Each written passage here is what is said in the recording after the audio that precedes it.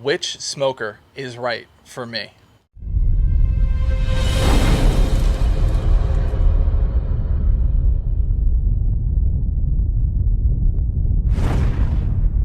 We are going over which is the best smoker for me and maybe for yourself.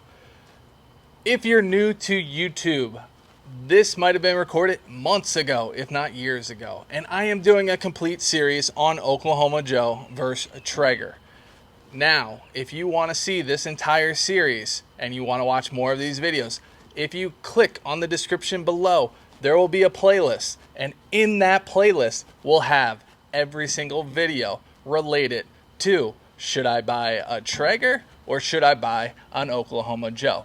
So subscribe to this channel and look for that playlist below so you can see that library of content to make a better decision for yourself. Now, this is the first episode of the series where we're really putting them head to head. What is this series going to be about? We're going to talk about pros and cons of each smoker.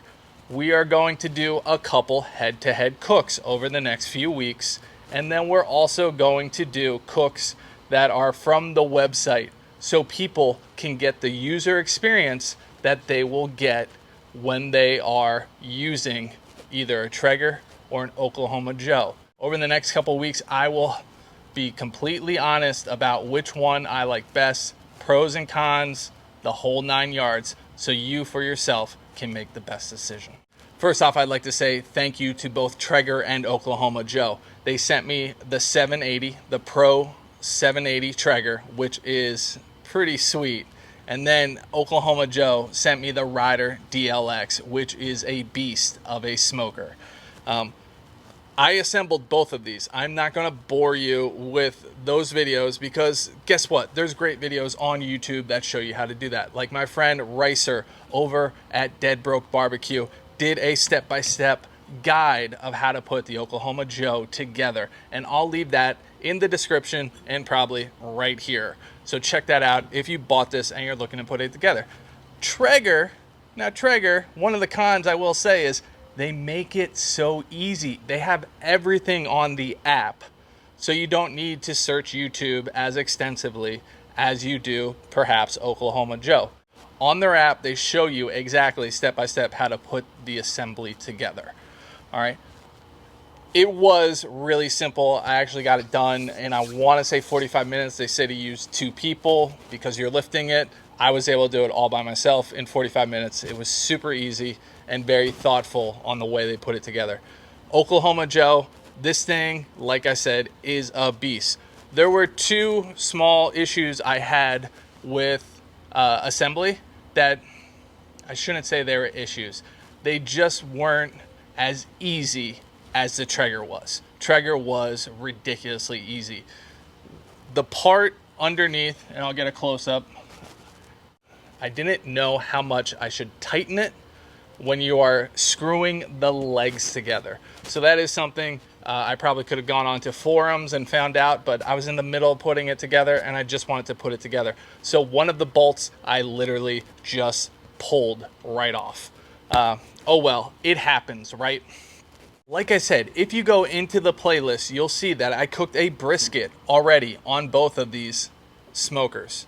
So if you go into the description after this video or at the end of the video and you click on the playlist for Traeger versus Oklahoma Joe, you'll see that I've done 2 briskets already.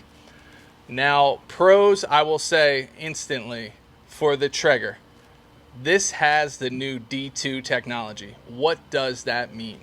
The Pro 780, if you set it at 225, this thing is sticking at 225. I had an older Traeger, and when you set it at 225 on the little knob, it automatically spins the auger at a certain pace. With the D2 technology, what it does is if you lift that lid and the temperature drops from 225 down to 175, it knows that it needs to burn hotter to catch up and get you back to 225. And it does it within minutes. It's pretty incredible. The Oklahoma Joe, as far as I know, does not have that technology. So when I was cooking on it the first time, I had my thermometer in there, and there was a major temperature difference. I was trying to go hot and fast with that brisket, and you can see it in that video. There is a major difference in the temperature. That's okay, right? Because I know about it. If I didn't know about it and I wasn't anticipating it, that would be a problem. So you can run hot, but you need to know what's happening. Will I say I'm pretty disappointed with that? Absolutely. This is a brand new 2020 model. When you hit 275, you would think the temperature is going to be hanging around 275, not 340, not 350. It worked out for me because I was doing hot and fast brisket.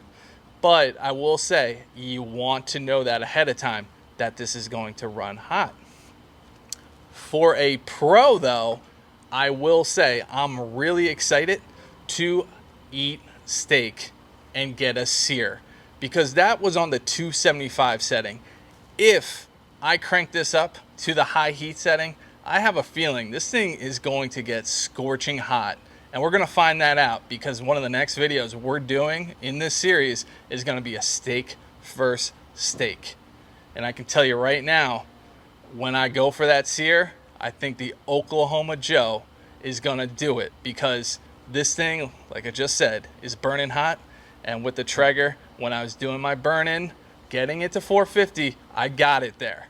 But was it going higher? It wasn't going higher at all. So getting a sear, I know the steak's going to taste good, but is it going to get me those sear marks?